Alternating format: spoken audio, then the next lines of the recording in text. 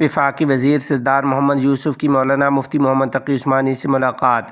تفصیلات کے مطابق شیخ الاسلام مولانا مفتی محمد تقی عثمانی کی رہائش گاہ پر وفاقی وزیر سردار محمد یوسف نے حاضری دی اور ملاقات کی سعادت حاصل کی ہے۔ ملاقات کے دوران باہمی دلچسپی کے امور، دینی و ملی معاملات اور ملک کی مجموعی صورتحال پر تبادلہ خیال کیے گیا۔ اس موقع پر آپ کے بیٹے ڈاکٹر عمران اشرف عثمانی بھی موجود تھے۔ ذرائع کے مطابق نشست نہایت خوشگوار ماحول میں منعقد ہوئی، جس میں دینی خدمات، قومی یکجہتی اور امت مسلمہ کو درپیش مسائل پر بھی گفتگو کی گئی۔ ملاقات کے اختتام پر ملک و ملت کی خیر و برکت کے لیے دعا کی گئی ہے۔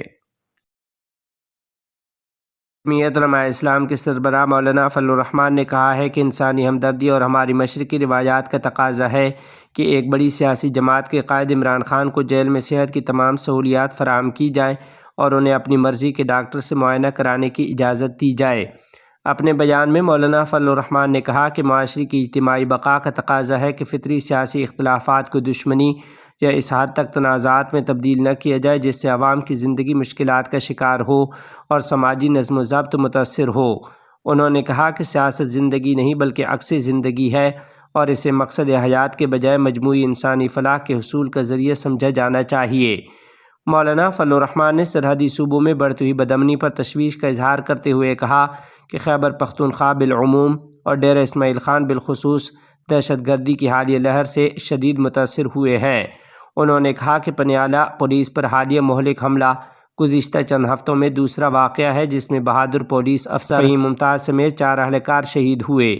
جمعیت علماء اسلام کے سربراہ نے آئی جی پولیس خیبر پختونخوا سے مطالبہ کیا ہے کہ سانحہ پنیالہ کی مکمل انکوائری کرائی جائے۔ انہوں نے کہا کہ یہ سوال اٹھتا ہے کہ دہشت گرد ایس ایچ او فہیم ممتاز کو شہید کرنے کے بعد ان کی سرکاری ایس ایم جی گن کیسے چھین کر لے گئے جبکہ اس وقت سی ٹی ڈی پولیس کی بھاری نفری ان کے ہمراہ موجود تھی۔ مولانا فضل الرحمان صاحب نے مزید سوال کیا کہ پیچیدہ اور پہاڑی علاقوں میں انتہائی تربیت یافتہ دہشت گردوں کے خلاف آپریشن کے لیے انسپکٹر فہیم ممتاز کو بختر بند گاڑی کیوں فراہم نہیں کی گئی؟ مولانا فضل الرحمان نے شہداء کے درجات کی بلندی اور لواحقین کے لیے صبر جمیل کی دعا کی ہے۔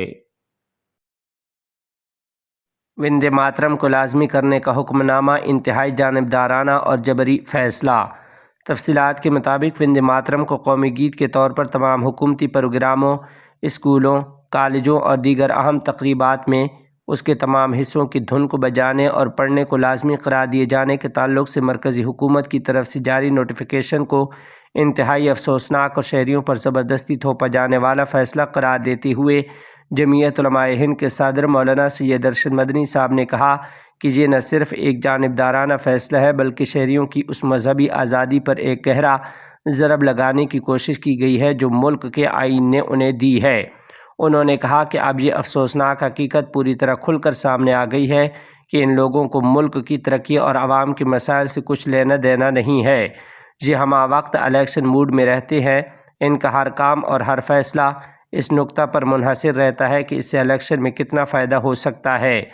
مولانا سید ارشد مدنی صاحب نے کہا کہ وندے ماترم کا تنازع بہت پرانا ہے۔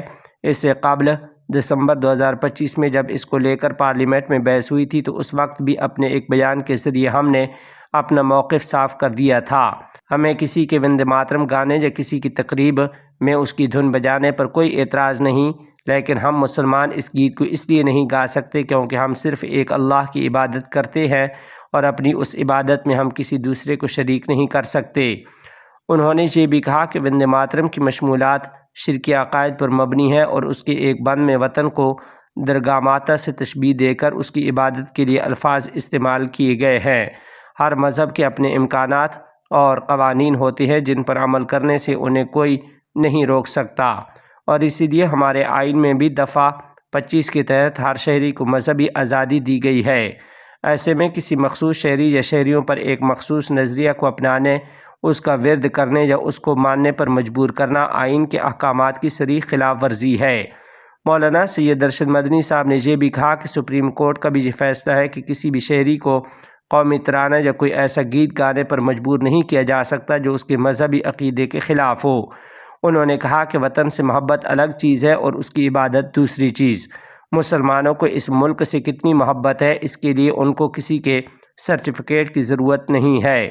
جنگ آزادی میں مسلمانوں اور جمعیت علماء ہند کے اکابرین کی بے مثال قربانیاں اور خاص طور پر وطن کی تقسیم کے خلاف جمعیت علماء ہند کی کوششیں روز روشن کی طرح عیاں ہیں، اور آزادی کے بعد اس ملک کے اتحاد و سلامتی کے لیے ان کی جدوجہد کبھی فراموش نہیں کی جا سکتی۔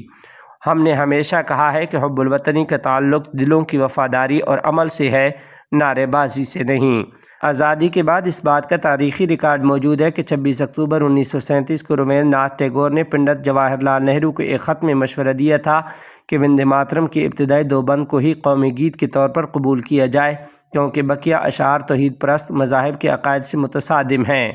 چنانچہ 19 اکتوبر 1937 کو کانگریس کی ورکنگ کمیٹی نے فیصلہ کیا کہ اس کی صرف 2 بند کو ہی قومی گیت کے طور پر منظور کیا جائے۔ پارلیمنٹ میں لے کر جو پورے دن کی بحث ہوئی، اس میں بھی کانگریس سمیت دوسری پارٹیوں کے ممبران نے اسی بات پر اصرار کیا تھا، لیکن اب ایک حکم نامے کے ذریعے پورے گیت کو ملک کے شہریوں پر تھوپنے کی کوشش ہو رہی ہے۔ انہوں نے یہ وضاحت کی کہ اس کے پیچھے حب الوطنی کا جذبہ نہیں، سیاست کار فرما ہے۔ موجودہ حکومت جب بھی کسی مسئلے پر گھرتی ہے تو کوئی نہ کوئی ایسا تنازع کھڑا کر دینے کی دانستہ کوشش کرتی ہے تاکہ عوام کی توجہ بنیادی مسئلے سے دوسری طرف مبذول ہو جائے۔ وندے ماترم کو لے کر جاری نوٹیفیکیشن اس کی تازہ مثال ہے۔ انہوں نے آخر میں کہا کہ یہ ملک کو بانٹنے والی سیاست ہے۔ اقتدار کو بہر صورت برقرار رکھنے کا یہ جنون ملک کے امن و اتحاد کو تباہ کرنے والا ہی نہیں ہے، بلکہ یہ اس آئین کو پیروں تلے رونتا بھی ہے جس پر ہمارے ملک کی عظیم جمہوریت کی بنیاد ٹکی ہوئی ہے۔ افغانستان سعودی عرب مشترکہ اقتصادی کمیشن کی بحالی کا فیصلہ۔ تفصیلات کے مطابق افغانستان اور سعودی عرب کے درمیان مشترکہ اقتصادی کمیشن کو دوبارہ فعال کرنے کا فیصلہ کیا گیا ہے۔ یہ فیصلہ افغانستان کی امارت اسلامیہ کے اقتصادی کمیشن کی منظوری اور افغانستان کے امیر المومنین ملا ہیبت اللہ اخندزادہ کے حکم کی روشنی میں کیا گیا۔ باختر نیوز ایجنسی کی رپورٹ کے مطابق وزارت مالیہ کی سربراہی میں مختلف وزارتوں، اماراتی اداروں اور نجی شعبے کے بااختیار نمائندوں کو افغانستان اور سعودی عرب کے درمیان مشترکہ اقتصادی تعاون کمیشن کے ارکان نامزد کیا گیا ہے۔ اسی سلسلے میں افغانستان کی جانب سے کمیشن کے ارکان نے وزارت مالیہ میں پہلا مشاورتی اجلاس منعقد کیا، جس کا مقصد افغان سعودی مشترکہ کمیشن کے ذریعے باہمی تعامل اور سرگرمیوں کے طریقہ کار پر داخلی مشاورت کرنا تھا۔ اجلاس میں وزیر محنت و سماجی امور ملا عبدالمنان عمری، وزارت مالیہ کے معین پالیسی انجینئر سلطان محمد زبیر، وزارت اطلاعات و ثقافت کے معین مالی و اداری مولوی قدرت اللہ جمال اور متعلقہ وزارتوں، اماراتی اداروں اور نجی شعبے کے نمائندوں نے شرکت کی ہے۔ اجلاس میں دونوں ممالک کے درمیان ماضی کے اقتصادی تعاون کا جائزہ لیا گیا اور 2 طرفہ تعاون کو فروغ دینے اور مزید مستحکم بنانے کی اہمیت پر زور دیا گیا۔ شرکاء نے اس بات پر اتفاق کیا ہے کہ افغانستان اور سعودی عرب کے درمیان مشترکہ اقتصادی کمیشن کے آئندہ اجلاس کے انعقاد کے لیے سرکاری اداروں اور نجی شعبے میں ضروری تیاریوں کو مربوط کیا جائے گا۔